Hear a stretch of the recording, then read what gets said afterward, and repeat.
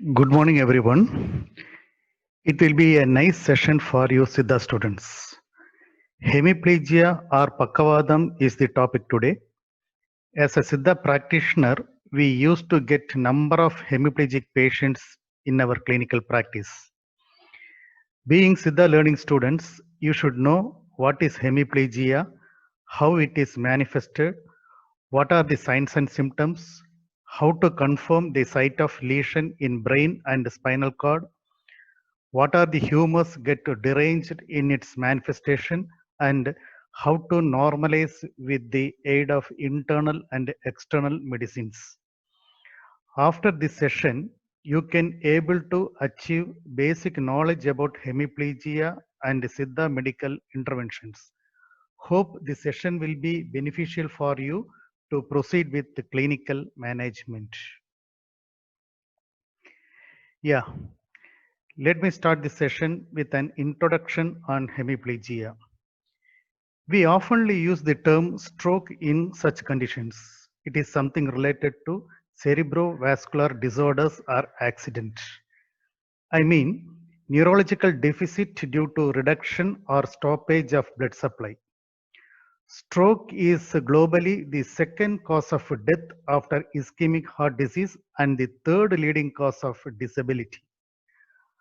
We have to understand that stroke is a leading cause of disability worldwide and the economic cost of treatment and post-stroke care are substantial. Stroke survivors may suffer from disabilities requiring temporary or lifelong assistance, resulting in an enormous burden both in human and economic cost. Evidence suggests that socio-economic deprivation is not only associated with stroke and its risk factors, but also increases stroke severity and mortality and even stroke incidence at younger age groups. At this background, we are going to see the details of hemiplegia. Effective treatment, remarkable rehabilitation interventions, stroke prevention strategies, cost-effective treatment are to be ensured in this subject. You know, Siddha system of medicine will cater all such advantages. Let us go into the chapter. Pakavadam is the Siddha term nominated by our ancient Siddhas in their literatures and followed by us till date. The name itself implies that there is an issue on one side of the body. Of course, it is a lesion-based terminology. People sometimes used to call in other terminologies also. They are Pakkavayu or Pakshavayu. Yeah, one-sided affliction due to increased Vayu or Vadam. The other names are Parisavadam or Parisavayu, which means paralysis of one half of the body. Let us see how hemiplegia is defined in modern medicine and Siddha. In modern medicine, it is defined as total or partial paralysis of one half of the body that results from lesion to upper motor neuron. Total means involvement of leg, hand, with or without face. Partial means it will be the lesion of either leg or hand and it is called as monoplegia. These problems are created as a result of upper motor neuron lesions. So naturally, it will be having the typical signs of decreased power, hypertonicity or spasticity of affected muscles, and exaggerated deep tendon reflex. You know the confirmatory test of a well-developed hemiplegia? Yes, it should be plantar extensor, right?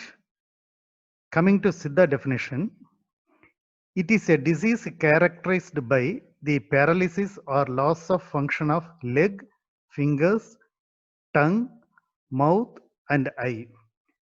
Siddha definition elaborates about the parts of the body which are commonly affected in hemiplegia. Once again, I am repeating the Siddha definition. It is a disease characterized by the paralysis or loss of function of hand, leg, fingers, tongue, mouth, and eye. Okay. In the clinical side, during case demonstration, we teachers are using the term hemiparesis at times. My question is, what is the difference between hemiparesis and hemiplegia? Hemiparesis means a person with hemiparesis experiences weakness or slight paralysis on one side of their body. Hemiplegia means a person with hemiplegia experiences up to full paralysis on one side of their body. Understand the difference? Okay. You should know some other terminologies also at the same time. Complete hemiplegia, which means involvement of leg, hand, and face. Incomplete hemiplegia, yeah, paralysis of one half of the body without facial involvement. Then what is facial hemiplegia? That is paralyzed muscles on one side of their face. Then what is monoplegia? It does mean paralysis of either hand or leg, upper or lower limb or extremity. Then what is the difference between contralateral hemiplegia and ipsilateral hemiplegia? Contralateral hemiplegia, this refers to paralysis on the opposite side of the body that brain damage occurs in. Whereas ipsilateral hemiplegia, it is something contrast to contralateral hemiplegia, that is a paralysis on the same side of the body that brain damage occurs in. Ipsilateral is commonly happening in the lesion of upper cervical cord lesions. From cortex to medulla oblongata lesions, hemiplegia will be contralateral. We will see in detail further. Let us have a look on etiological factors as per Siddha aspect. Mainly, number one, intake of Vadam inducing substances. Number two, consuming alcohol. It will cause a damage to the integrity of blood vessels and also facilitates the deposition of fat that results in atherosclerosis and marked reduction in the perfusion to the brain. Number three, getting anger. Such emotions may cause a severe impact on brain through neuro, hormonal, and vascular instability. Hemiplegia sometimes followed by the complications of diabetes or madhumeham and cardiac disorders like Kurdiyaral Noi or hypertension. Madhumeham or diabetes is a common cause which ultimately causes a neural damage as a result of vascular implications in its chronic process. Tamaraganoi or cardiac disorders at times may become the prime reason for the onset of stroke. I will explain in coming slides. In modern medicine, reasons of hemiplegia are discussed under two important entities, acute onset and chronic onset. Acute onset is otherwise known as rapid onset. In such conditions, all of a sudden patient will develop paralysis. I mean, when they are involving in their routine works or during sleep or immediately after giddiness and fall, all of a sudden patient develops hemiplegia. Chronic onset is known in other terminologies also. They are slow onset, insidious onset, and gradual onset. It is not happening all of a sudden. Instead, paralysis is developed progressively and in slow in phase. The reasons for acute onset are thrombosis, embolism, and hemorrhage. Thrombosis is a clot formation within the blood vessels which are supplying brain. Thrombosis is concerned, 75% of thrombosis is formed only in middle cerebral artery, 10% in posterior cerebral artery, 10% in basilar artery, and the remaining 5% in anterior cerebral artery. These are the statistics. You know, middle cerebral artery is supplying motor cortex, which is situated in precentral gyrus in frontal lobe. Common reasons for thrombus formation are syphilitic endarteritis, atherosclerosis in plus 60 age group, TAO, thromboangiitis obliterans, that is clot formation in the blood vessels and causing occlusion. Then abnormal conditions of the blood like leukemia, polycythemia vera. In such conditions, there shall be a cluster formation of cells and that may occlude blood vessels. When we talk about embolism, the primary sources of clot are from the left-sided chambers of the heart. As in the case of a mitral stenosis and atrial fibrillation. In subacute bacterial endocarditis, sometimes the vegetations may be discharged from the heart and cause thromboembolic events in the brain. Then air bubbles from the operated sites, septic material from the sepsis, malignant cells, fat globules in fractures, and parasites are the other sources of embolism which may enter into brain and cause stroke and neural damage. As we know, hemorrhage is the commonest reason for hemiplegia nowadays. You know the lenticulae striated artery, a branch of middle cerebral artery. It is known as artery of cerebral hemorrhage. Hypertension and vascular abnormalities are common reasons for such bleeding. Vascular spasm is one among the risk factors of hemiplegia. Reasons for a slow onset of hemiplegia are inflammation, trauma, complications of cerebral infections and infestations, vascular disorders, and congenital developmental defects. Let us see how Siddha views the symptomatology of hemiplegia. Yogi Munivar in Yogi Vaidya Sindhamani says that தானான கால்கோணி செத்தார் போல தாக்கான தரேதனிலே நடக்கொணாது காணான கைகளொன்றும் பிடிகொடாது கனமான உணர்ச்சியின்றி கைகள் சோறும் மானான மயிர்கூச்சும் திமிர்வுண்டாகும் வாய்தானும் கோணியே தண்ணீர் வீழும் பேனான பித்தம்போல் அழன்று காணும் பிரிவு பட்சவாதத்தின் வெற்றியாமே. 8 lines poem. Let us see the meaning line by line. Tanana kalkoni settar pola. If you look at the affected leg, it seems to be motionless like a dead person, and it will not be in the right position but rotated outwards. Takana taredanile nadakonadu. Patient will find much difficult in walking due to weakness of the leg. காணான கைகளொன்றும் பிடிகொடாது கனமான உணர்ச்சியின்றி கைகள் சோறும். Patient cannot hold any object firmly due to the weakness of hand muscles. மானான மயிர்கூச்சும் திமிர்வுண்டாகும். Patient will feel like goose flesh and the entire muscle of hand and leg got tightened and spastic. Vaidanam koniye tannir veezhum.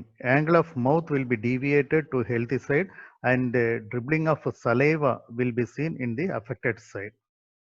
Penana Pithampol Adandraganum Pirivu Pachavadatin Petriyame. These are all the main symptoms of Pachavadam. Let us see the signs and symptoms based on both Siddha and modern aspect combinedly. Weakness and paralysis of one half of the body, difficulty in walking, spasticity of muscles in the affected side, difficulty in flexion or extension of limbs, hemiplegic gait, otherwise known as a circumduction gait, and dragging of a big toe, difficulty in holding objects, deviation of angle of mouth, dribbling of saliva, difficulty in speech, disuse atrophy of muscles. Localization of lesion. This is very, very important in the clinical point of view. Without doing any imaging studies, we can confirm the site of lesion exactly in hemiplegia. Very simple. Just like mathematics, we could identify the particular spot of lesion in clinical examination. I will explain. Do follow me carefully, and you bring the brain images in your mind, particularly pyramidal or motor system and tract. Do you know how our body is represented in motor cortex? That is called homunculus representation, upside down representation, leg on the top, body in the middle, then upper limb and face. In cortical lesions, I mean lesion at motor cortex, the gray matter in the precentral gyrus of frontal lobe, patient will develop either monoplegia or hemiplegia on the opposite side depending upon the extension of lesion in motor cortex. If the lesion is in the left side brain, the manifestations will be developed in the right side of the body. And if the lesion in the right side, the manifestations will be developed in the left half of the body. Yeah. Abnormality in Idagalai will develop lesions on the right side, and abnormality in Pingalai Nadi will develop hemiplegia on the left side. One more important point is, depending upon the dominant hemisphere, speech will also get affected. It is called motor aphasia. Sometimes the lesion will be extended to post-central gyrus in parietal lobe where the sensory cortex is situated. In such cases, a patient will develop cortical sensory loss in the hemiplegic side. Yes, loss of tactile localization, loss of tactile discrimination, and loss of stereognosis. Got my point? Coming to subcortical lesions. Subcortical means just below the motor cortex. Here in the subcortical region, all pyramidal fibers begin to converge, and a lesion at this level predominantly involve one limb and extend to the other limb on the opposite side. Yeah, either monoplegia or hemiplegia will be caused on the opposite side of the lesion.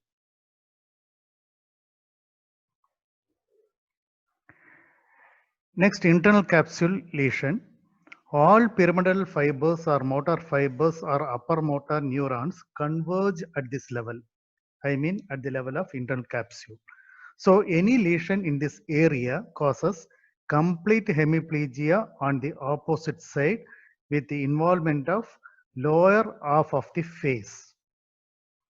Why only the lower half of the face is affected and the upper half of the face is spared? Because upper half of the face will get nerve innervation from both right and left hemisphere. That is called bilateral innervation. One thing you have to keep it in mind that if the lesion extends to the posterior limb of internal capsule, that is the area of sensory fibers, it will manifest hemianesthesia. I mean loss of sensation on the opposite side, that is hemiplegic side, and hemianopia on the hemiplegic side. That is half of the field is disturbed. Yes, vision at the nasal half of the field will be preserved. If any lesion in the midbrain, particularly in the upper level of crus in midbrain, it will manifest hemiplegia contralaterally and the paralysis of third cranial nerve on the same side. You know, third cranial nerve is originated only from this area. So in addition to contralateral hemiplegia, as a result of third cranial nerve palsy, three important symptoms will be manifested ipsilaterally. They are: number one, lateral strabismus. Lateral strabismus will be manifested due to the paralysis of medial rectus muscle. Number two, partial closure of eyelid due to the paralysis of levator palpebrae superioris. And number three, dilatation of the pupil due to the paralysis of sphincter pupillae. So hemiplegia on opposite side and the third nerve palsy on the same side of the lesion confirms that the lesion is exactly at the level of midbrain. I mean, in the upper level of crus. This syndrome is known as Weber's syndrome.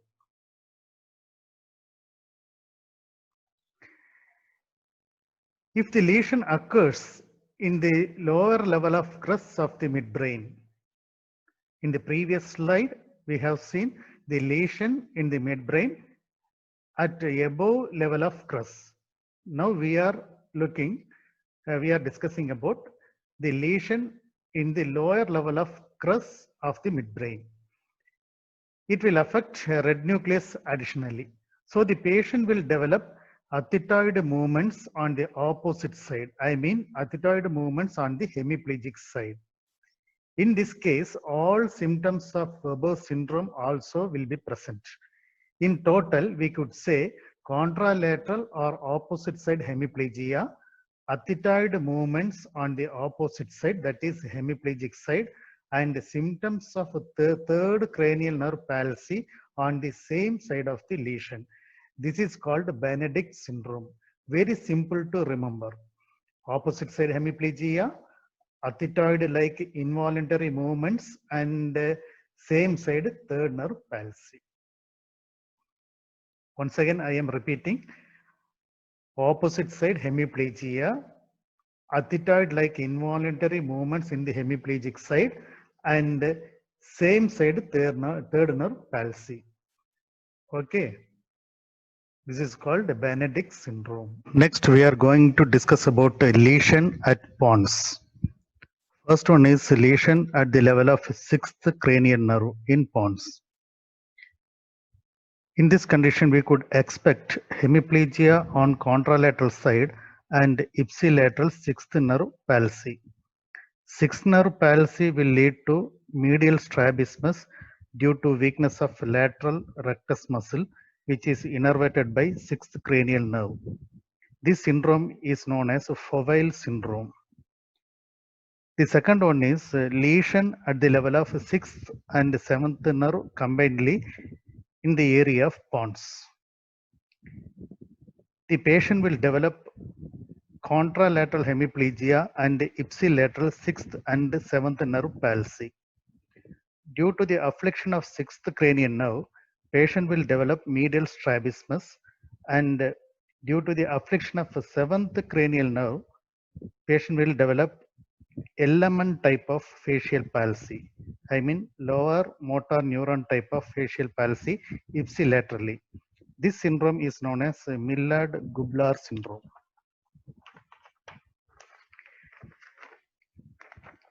LMN type of facial paralysis means patient will show no wrinkles on forehead due to weakness of frontalis muscle. Can't able to close the eye properly due to weakness of orbicularis oculi muscle. Loss of nasolabial fold and could not able to inflate air in the mouth due to the weakness of buccinator and masseter muscles. Patient could not able to make whistling due to weakness of orbicularis oris. These are all the problems will be created due to seventh nerve palsy. In the lesion at the level of medulla oblongata, the patient will develop hemiplegia on the opposite side and paralysis of 9th, 10th, 11th, and 12th cranial nerve palsy on the same side. I mean, same side of the lesion. Due to ninth nerve palsy, I mean glossopharyngeal nerve, we could expect a loss of taste in the posterior 1/3 of the tongue and nasal regurgitation of fluids, of course. 10th, vagus nerve paralysis. You know, the patient will suffer mainly with difficulty in articulation, difficulty in phonation, and difficulty in ingestion of food. 11th nerve palsy, spinal accessory nerve, leads to drooping of shoulder and difficulty to turn head towards the affected side. And 12th nerve hypoglossal palsy leads to develop wasting of tongue. Then whereas in the lesions at upper cervical cord, in this case, we could see hemiplegia, but the important point is hemiplegia is developed on the same side of the lesion. Only in this condition, we could see ipsilateral hemiplegia, that is hemiplegia is developed on the same side of the lesion.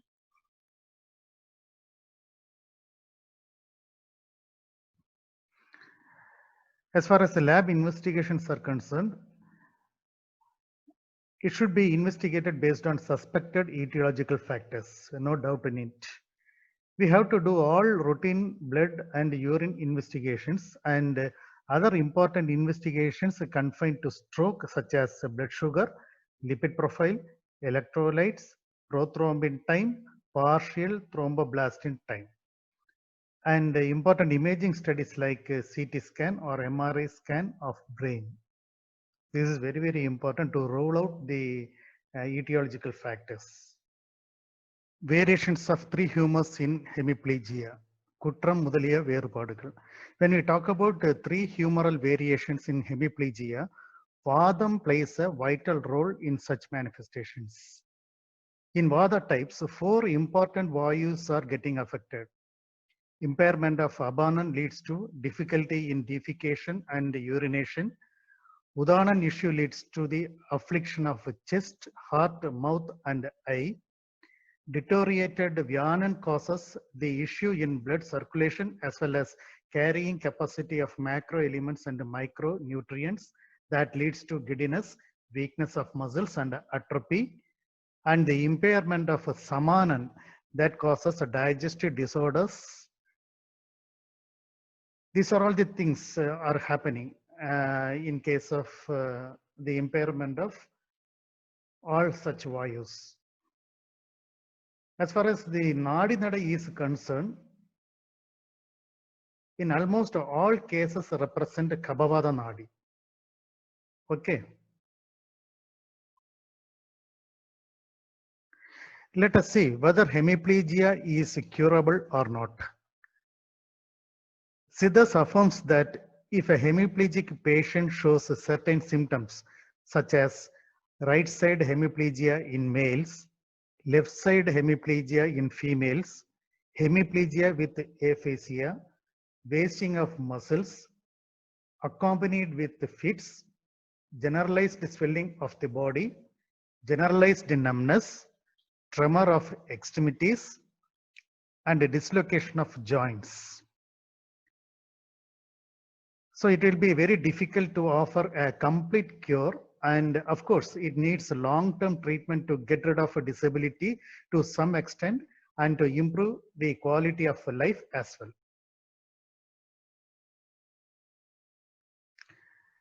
Treatment of hemiplegia. It is mainly focused on three aspects. First step towards the treatment is giving purgatives to normalize vitiated vadam. Then we have to give appropriate internal medicines. Third, but most important part is external treatment with kiri, fomentation, pirichil, etc. This is vital to rejuvenate nerves, to improve circulation, and to strengthen muscles from weakness. In the line of treatment, first we have to start with purgatives. As a rule, we do remember Virejanathal Vadam Thalum. Plenty of options are there in purgatives. Vadanasa Thailam, Kalarchi Thailam, Rasa Thailam, Vadagasiri Thailam, Merigulli Thailam, Siddhadi Ennai. Advantages of all purgatives mentioned in this list are They are possessing both purgative as well as anti-vata properties. The purgatives, whatever it may be, it has to be given in the prescribed dose for 1 to 3 days, depending upon the condition of the patient before medication. Medicines indicated for hemiplegia are mainly rasam, gandhakam, and padanam in origin. Then only we could see proper results. Treatment is focused to rejuvenate the nervous system so as to regain its function, so that we could reduce physical disability and promote quality of life.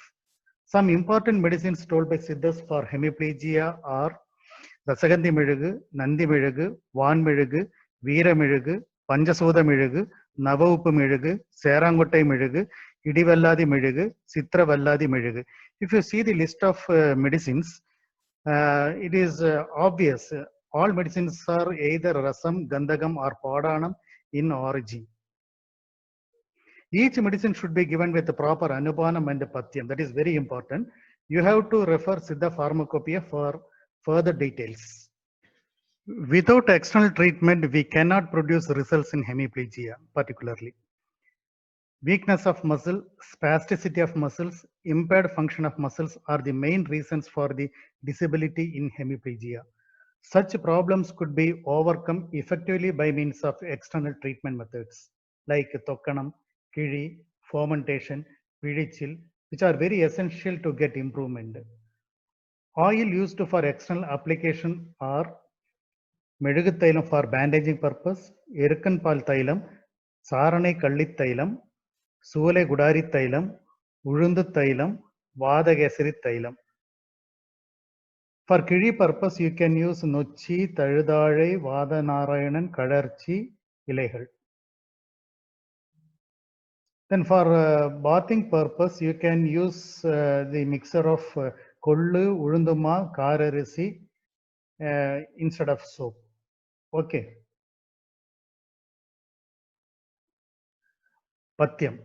Pathyam is nothing but regulations of diet and habits. Diet and habitual regulations are also vital, and it will support the patient to regain normal health and also facilitate the effectiveness of medications. We have to take food items with Vada normalizing properties. Then double time boiled rice, vegetables like Katri Pinju, Avari Pinju, Atti Pinju, non-vegetarian food items like Vallattu curry, Kadai curry, Kaudari curry, Udumbu curry, green leaves like Velai Keerai, Thudu Velai, Mookirattai, Thirai Keerai, Thumbai Keerai, and Karisale. These things are advisable for hemiplegia.